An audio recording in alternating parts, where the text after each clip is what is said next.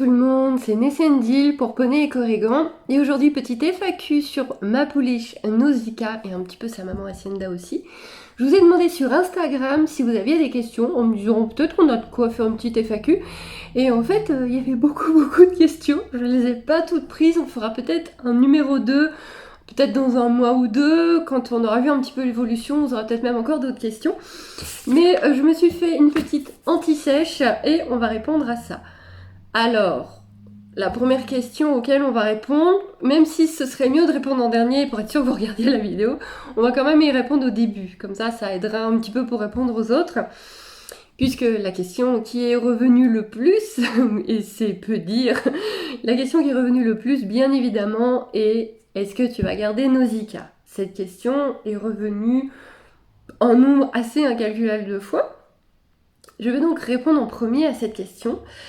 Et je vous le dis tout de suite, vous allez être déçus parce que je ne sais pas. C'est la vérité. Je dis pas ça pour vous faire languir en mode ouais, elle dit ça. Bon. Non, je ne sais pas. Je ne sais pas si je vais garder Nausicaa. Je vais faire un sevrage long, ça c'est quelque chose que je sais. Il y a beaucoup d'éleveurs qui séparent les poulains à 6 mois. Je trouve ça beaucoup trop tôt personnellement. C'est un avis personnel. Et je vais laisser maman faire un sevrage naturel. Donc Hacienda va de plus en plus réduire le fait que sa fille tète, voire carrément un jour lui dire stop, maintenant tu me laisses tranquille, tu ne tètes plus. Ça sera vers 7-8 mois, il y a des moments qui vont même jusqu'à 9-10 mois. Donc ça j'aimerais vraiment le faire, je fais voler ma feuille. J'aimerais vraiment le faire, j'aimerais vraiment faire un sevrage où c'est Hacienda qui dit dis ma grande, t'es grande maintenant. La chance d'avoir une pouliche c'est que je me prends pas la tête, que je peux la laisser avec maman. Et donc déjà on l'a quand même pour un bon moment, même si je la garde pas, si on part du principe qu'on la garde pas, on l'a quand même pour un bon moment. Ça laisse le temps de réfléchir et de calculer. Puisqu'il y a deux choses qui vont faire et qui vont décider si je garde Nausicaa ou pas. La première qui est la plus importante, c'est les finances. Un cheval, bah même quand on l'a eu comme ça gratuitement, puisque j'ai payé saillie et frais vétérinaires, bah ça coûte cher tous les mois. Pour le moment, je ne paie pas de pension parce qu'elle est tout le temps avec maman, que ce soit dehors, en box, elle sera au même endroit que maman et elle ne mange rien. Donc elle ne me coûte rien. Mais au sevrage, il va lui falloir sa place à elle. Donc une place en prairie, donc ça elle pourra rester avec sa mère, mais par contre une place au box et surtout techniquement j'ai pas envie de la faire grandir au box du tout, donc une place en prairie ailleurs, une autre grande prairie. Ce qui est envisageable, puisque le propriétaire de la ferme où on est a de plus en plus de prairies. Apparemment, cette année, il en récupère encore une ou deux, dont une très grande. Donc, c'est peut-être envisageable en fin d'année de l'envoyer en prairie pour faire une bonne croissance. En plus, ça coûte moins cher que des pensions avec box. Mais voilà, le souci, c'est finance. À l'heure actuelle, là, tout de suite, je ne peux pas entretenir 2 chevaux. Financièrement, c'est pas possible. Donc c'est pour ça que je vous dis que je ne sais pas. Parce que peut-être qu'en fin d'année, voire début d'année prochaine, quand il va vraiment falloir prendre une décision, peut-être qu'à ce moment-là, l'entreprise aura enfin grossi, ira enfin bien, et que là, je pourrais me permettre financièrement de garder Nausicaa.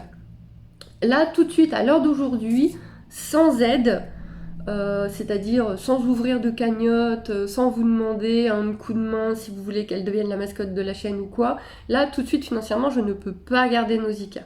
Mais comme elle est sevrée dans 6, 7, 8 mois, on a le temps de voir venir. Le deuxième point qui ferait que je ne la garde pas, même si financièrement je pouvais finalement, c'est le caractère. Sa maman, donc il y a beaucoup de nouveaux là en ce moment sur la chaîne, mais pour ceux qui connaissent bien Hacienda et sinon pour les autres, ma jument est une jument avec énormément de caractère, énormément de sang, énormément de sensibilité. C'est une jument qui maintenant avec l'âge prend de plus en plus sur elle, c'est de mieux en mieux se gérer, mais ça reste une jument explosive et pas facile. Si sa fille a le même caractère, je ne pense pas être mentalement capable de m'occuper de 2 juments aussi difficiles et explosives. C'est pour ça que j'avais choisi un papa hyper cool, hyper zen, en espérant que le petit prenne son caractère pour avoir ma bombe, mon dragon, et un cheval à côté plus posé.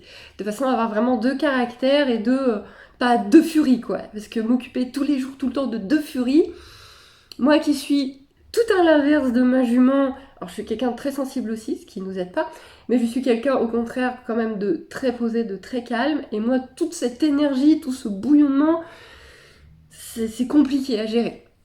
Donc 2 chevaux explosifs et difficiles, je ne pense pas. Vraiment, je ne pense pas. Donc ça fait d'ailleurs partie des questions. Là, je vais le dire maintenant. Caractère du père ou de la mère pour Nausicaa? Trop tôt pour le dire. Elle est hyper curieuse. Donc ça, c'est quand même maman. Elle est hyper curieuse, elle touche à tout, elle s'intéresse à tout. Donc ça, quelque part, c'est top. C'est vraiment top pour l'avenir parce que ça ouvre quand même beaucoup de possibilités. Donc maintenant, il va juste falloir voir avec le temps, le travail. Je mets beaucoup de guillemets aujourd'hui. Ce qu'elle va donner mentalement. Si elle va savoir très vite se raisonner, si elle va avoir un calme, etc. Ou si elle va être ouf, comme sa mère. On verra bien. C'est un point qui va décider vraiment, voilà, en fin d'année, si je vois qu'elle est vraiment extrêmement dure à gérer, sachant que sa mère, malgré les nombreuses années que nous avons passées ensemble et l'âge avançant pour elle, reste des fois difficile. Je vais pas me battre constamment avec mes chevaux. À un moment donné, moi aussi j'ai le droit d'avoir un cheval calme et gentil. Donc, est-ce que je garde Nausicaa? Vraiment, je vous promets pour le moment, je ne sais pas. Alors, on a eu plusieurs questions sur la couleur de Nausicaa et est-ce que je vais faire un test génétique sur Nausicaa?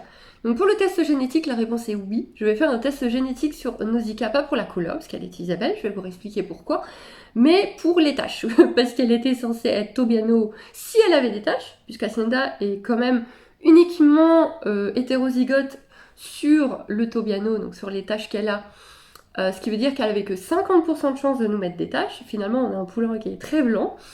Donc oui, Nausicaa aura un test génétique sur les taches pour savoir exactement qu'est-ce que c'est que ce bordel, puisqu'il y a un gène qui n'était pas prévu qui est là. Donc le connaître, etc. Que je la garde, moi par curiosité, le savoir, ou qu'on la vende, bah, savoir ce qu'on vend. Hein.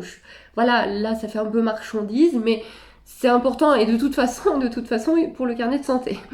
Parce que à 6 mois, on a vu ça avec ma veto, à 6 mois elle aura sa puce, son carnet de santé, bah, son passeport belge, et bah, il faudrait bien noter ce qu'elle est. Donc d'ici là, je ferai le test. Je le fais pas tout de suite maintenant parce que j'ai eu beaucoup de frais vétérinaires imprévus. J'ai eu vraiment beaucoup de frais vétérinaires. J'ai vu 3 fois la vétérinaire ce mois-ci. Je m'en serais bien passée. Et un test génétique, c'est pas gratuit. J'en ai encore pour une centaine d'euros. Donc je ne le fais pas tout de suite. Je pense que je le ferai juste avant le puçage électronique parce que c'est encore un frais pas prévu. Puisque techniquement, je savais exactement ce qui allait sortir. Et en voyant le poulain, on savait exactement ce que c'était. Il n'y avait pas de test génétique à faire. Et il y a ce gène blanc qu'on ne comprend pas qui va m'obliger à faire un test génétique. Merci Hacienda. T'es la meilleure. Et pour la couleur de Nausicaa, je sais que ça revient beaucoup. Est-ce qu'elle est B? Est-ce qu'elle est Smoky Black? Est-ce qu'elle est... Nausicaa et Isabelle. Je vous le promets, je vous le jure, elle est Isabelle. J'ai déjà expliqué de nombreuses fois, donc ma jument, Hacienda, est crémello. Crème, vulgairement si vous préférez. Elle a donc 2 fois le gène crème. Elle en a 2. Ce qui fait que, quelle que soit la couleur de l'étalon avec qui on la reproduit, c'est obligé qu'il y ait un gène crème qui aille dans le bébé. C'est obligatoire. Si le papa a aussi un gène crème, bon bah là on a 2 gènes crème, on se retrouve avec un bébé crème. Mais là j'ai choisi un étalon qui était noir, qui n'avait pas de gène crème. Et Hacienda a donc ces 2 gènes crème, il y en a un qui est passé dans le bébé. C'est comme ça, c'est génétique, c'est obligatoire. Me sortez pas comme j'ai eu en commentaire, oui peut-être, oui mais comment dire, les couleurs, machin. Non, c'est une science. La génétique, c'est une science. Une science exacte. Il n'y a pas de peut-être. Un cheval crème donne un gène crème. C'est obligé. Et quelles sont les couleurs qui ont un gène crème? Il y a l'Isabelle, le Palomino, le Smoky Black. Étant donné que papa ne donnait pas lui de gène crème, qu'on n'en avait qu'un, c'était obligatoire que le poulain soit Isabelle, Palomino ou Smoky Black. Il n'y a pas d'autre possibilité avec le papa qu'on a pris. Elle est trop foncée pour être Palomino. Ça, on est tous d'accord là-dessus. Personne ne s'est posé la question du Palomino. Je me suis posé la question du Smoky Black parce qu'on est d'accord, elle est très foncée. Mais si elle était Smoky Black, elle serait encore plus foncé. Parce que Smoky Black bébé, c'est un gris très foncé, un peu marronâtre. Donc ce n'est pas du tout ça. Là, elle est un marron roussâtre, qui pourrait ressembler à du B, je suis d'accord. Mais c'est bien de l'Isabelle, et oui, elle va muer, et oui, ça va claircir. Elle sera peut-être un Isabelle foncé, puisque si vous demandez à Google votre ami cheval Isabelle, vous allez voir qu'il y a quand même pas mal de nuances de couleurs dans l'Isabelle. Alors il y a le très sable jusqu'à l'Isabelle quand même assez grisâtre, assez foncé. Donc elle va claircir, les poulains font une mue, elle claircira à sa mue. Il y a même des endroits où je trouve qu'elle claircit déjà vraiment au coin des jambes, vraiment au dessous de bras quoi. Et au niveau du ventre, je trouve déjà que c'est un petit peu plus clair. Donc elle claircira. L'Isabelle sera de plus en plus nette, de plus en plus précis. Elle a sa petite queue noire aussi qui nous rappelle que c'est bien de l'Isabelle. Alors oui, elle a les crins blancs, mais ça c'est à cause des taches. C'est les taches qui ont fait les crins blancs. On m'a demandé également la couleur des yeux. Malheureusement, il n'y a pas d'œil bleu. Ce ne sont pas des couleurs qui ont les yeux bleus, nous sommes d'accord. Mais avec les taches blanches, comme il y en a énormément, elle aurait pu avoir un ou deux yeux bleus, tout simplement par le blanc qui peut amener les yeux bleus. Le marquage peut amener les yeux bleus. Non, elle a les yeux foncés. Elle a les yeux foncés, les deux yeux marrons foncés, il n'y a pas d'œil bleu. J'aurais bien aimé, ça aurait été le summum du summum. La fille qui est jamais contente, elle a eu sa pouliche pie Isabelle, mais oh quand même, s'il y avait pu avoir un œil bleu. Donc voilà. On m'a demandé plusieurs fois quelle taille elle toisera à l'âge adulte. Eh bien, comme ses parents. Donc j'ai pas mesuré Hacienda depuis longtemps. La dernière fois que je l'ai mesurée, elle était à 1m52. Au pire du pire, elle est à 1m53, je pense pas qu'elle ait atteint le 1m54. Papa, c'était pareil, ça devait être dans les 1m52. C'est des lignées Quarter et Pent. Donc ce sont des chevaux qui sont pas très grands mais qui sont massifs. Hacienda, là, elle est massive, elle pourrait avoir un poulain dans le ventre tellement elle est carrée, et là, tellement elle est bien importante. Papa est très carré aussi. Donc voilà, ça va être un cheval assez petit mais costaud. Et d'ailleurs, ensuite me vient, quelle est sa race? Quelle est la race de Nausicaa? Eh bien, Nausicaa, elle va être ONC, origine non constatée, parce que je n'ai pas de certificat de saillie par rapport à la saillie de l'étalon. C'était prévu comme ça, c'était une saillie entre particuliers, à prix très intéressant. Le mâle ne m'en plaisait pas moins pour autant. J'avais possibilité d'avoir des étalons avec des super papiers, mais c'est vraiment celui-ci qui m'a plu niveau caractère. Moi, franchement, aller gratouiller un étalon en prairie qui est avec ma jument, donc en liberté avec ma jument, et pouvoir le gratouiller, que lui-même il vienne réclamer de l'attention, moi, ça a fini d'être totalement conquise. Hein. C'est vraiment le caractère que je veux. Hein. Donc, la petite sera ONC, mais elle est de lignée Quarter et Pent. Alors, vous me demandez, est-ce qu'il y aura une autre gestation pour Hacienda? À la base, je vous aurais dit oui. J'avais prévu qu'Hacienda fasse 2 ou 3 poulains dans sa vie. Avec les peurs que j'ai eues là, je ne sais pas. Alors, c'est une super maman. La mise bas s'est passée extraordinairement bien alors qu'elle l'a fait toute seule, ce qui, je pense, était son choix. Mais cette placentite nous a fait tellement peur. Alors déjà, c'est des frais vétérinaires supplémentaires. Donc des échographies, des médicaments. Il y avait quand même 3 médicaments. Mais c'est le stress surtout, de se dire que 20 jours avant la fin, on peut perdre le poulain, quoi. Alors, placentite, c'est pas génétique. C'est une histoire de microbes, de choses qui se sont passées à l'intérieur et qui ont un petit peu abîmé tout ça. Logiquement, ça n'a rien à voir avec la génétique, donc logiquement, il n'y a pas de raison qu'elle le refasse. Maintenant, moi, qui ai tenu vraiment le box le plus propre possible, en plus la journée elle est dehors, on est quand même dans une ferme. Voilà, peut-être que dans X années on sera plus dans une ferme, alors peut-être que j'y réfléchira. Là, tout de suite aujourd'hui, j'ai pas envie de refaire pour le moment. Avec les années, ça peut changer. Hacienda, elle est là pour 30 ans. Donc ça peut changer, surtout si on change d'endroit ou que sais-je. Là, tout de suite, je préfère vous dire non, mais c'est pas un non ferme. Peut-être que j'aurais envie de refaire faire un poulain à ma jument, surtout si elle en montre l'envie. Hacienda fait régulièrement des communications animales, et c'est une jument qui, à la base, devait être poulinière, devait partir en élevage. Et si elle dit « mais moi j'adore ça, je veux encore faire des poulains », alors à ce moment-là, j'y réfléchirai. Mais pour le moment, ce n'est pas prévu de refaire une saillie à Hacienda. Et vous m'avez demandé également, est-ce que tu vas faire un élevage avec Nausicaa quand elle sera grande? Donc là, on part du principe qu'elle reste avec nous. Et c'était aussi un peu le but du jeu si j'avais une pouliche. C'était d'avoir la grand-mère, la mère et la petite fille. D'essayer d'avoir 3 générations. Donc, ben, c'est un peu la même chose. Faut qu'on garde Nausicaa. On en reparle dans 4-5 ans. Et bah dans 4-5 ans, ça dépendra de où on est, de mes finances, de qu'est-ce qui se passe, de est-ce que la jument elle en a envie, puisque je ne ferai jamais saillir sans une communication animale avant. Vous croyez ou pas à la communication animale, moi j'y crois.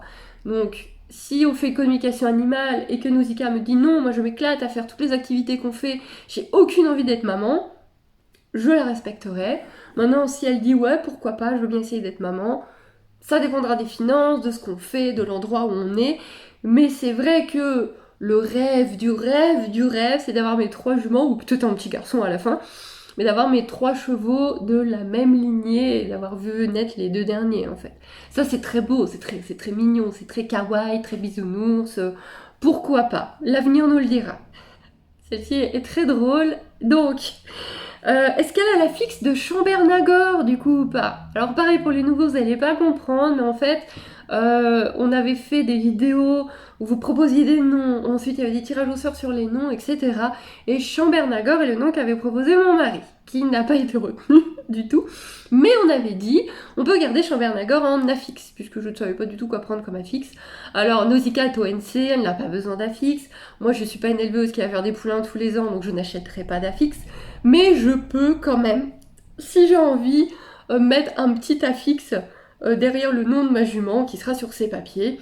Et donc, oui, c'est bien Nausicaa de Chambernagor. Oui, oui, je vais le faire. Je vais le faire. Si la taille va, parce que je crois qu'il y a un nombre de lettres à respecter, mais je me suis même pas amusée à compter. Mais si on peut, s'il n'y a pas de souci avec la veto qu'elle me dit ouais, il y a la place, on peut remplir, ce sera Nausicaa de Chambernagor. Pourquoi pas? De toute façon, on le sait déjà, elle va finir en Nono. Je commence déjà à l'appeler Nono. Donc voilà, de toute façon, sur le papier, elle peut être Nausicaa de Chambernagor. Soyons fous. Et enfin, quelles activités je vais faire avec Nausicaa? Encore une fois, en partant du principe qu'elle reste avec nous. Avec Nausicaa, j'ai envie, surtout curieuse comme elle est, je le vois déjà, c'est de faire full équifile. Mais vraiment, travail à pied à fond de balle, comme sa mère, apprendre plein de bêtises de cirque, et surtout équifile à fond de balle. Mais vraiment, même aller en compétition, vraiment, vous voyez ces compétitions où il y a la personne qui fait bon, tu fais ça, puis le cheval il slalome tout seul, il fait le machin, il revient, enfin. Là, on est au niveau. Mais ouais, vraiment. Et pourquoi pas si. Je pense pas que j'aurai mon van un jour, mais si voilà, il y a moyen dans le coin de louer un van à petit prix et qu'avec le temps, j'ai quelqu'un à l'écurie qui s'intéresse également à l'équifile, qui serait pourquoi pas amusé à aller faire des compètes, qu'on puisse aller faire ça à deux, parce que toute seule, c'est un peu tristouné. Bah ouais, mais carrément. Vraiment, vraiment. Alors déjà, il y a des concours sur Internet aussi, où on filme, etc. Donc ça, clairement. Donc faire les compètes Internet en filmant et tout. Et essayer de faire des compètes dans la région. Mais vraiment, vraiment, de l'équifile à fond. Le cheval qui passe partout, qui fait tout, qui connaît ses ordres à pied par cœur. Le chien, quoi. Le grand chien de 500 kilos. Ouais, c'est totalement ce que je visualise avec elle. Tout ce qui est débourrage, monte, etc. Pour le moment, on verra, de toute façon, si le travail à pied est parfait et bien fait, monter sur son dos, ce sera comme une lettre à la poste, hein, ce sera vraiment tout simple. Mais je ne la vois pas cheval de dressage, je ne la vois pas cheval de CSO, hein, désolée. Sauf si elle est vendue, si elle saute aussi bien que sa mère, effectivement, elle peut avoir ce genre de carrière. Mais pour moi, si c'est moi qui la garde et qui file à fond, mais du bon niveau, vraiment essayer d'atteindre du bon niveau, vraiment. Pas juste faire mumuse une fois par semaine dans notre bac à sable. Non, essayer de faire quelque chose de propre et de pro. Voilà pour le moment, je pense que j'ai répondu aux questions les plus importantes et principales. N'hésitez pas à venir sur l'Instagram, je mets des vidéos en story et sur l'Insta quasiment tous les jours. Photos, vidéos de la louloute, plus le côté spirituel qui est vraiment très présent sur Instagram. Donc vraiment rejoignez-nous sur Poney et Corrigan sur Instagram. Et on refera peut-être une petite FAQ dans pas longtemps si vous avez d'autres questions. De toute façon, les FAQ, c'est sur Instagram que je les propose. Je vous fais des bisous et je vous dis à très vite.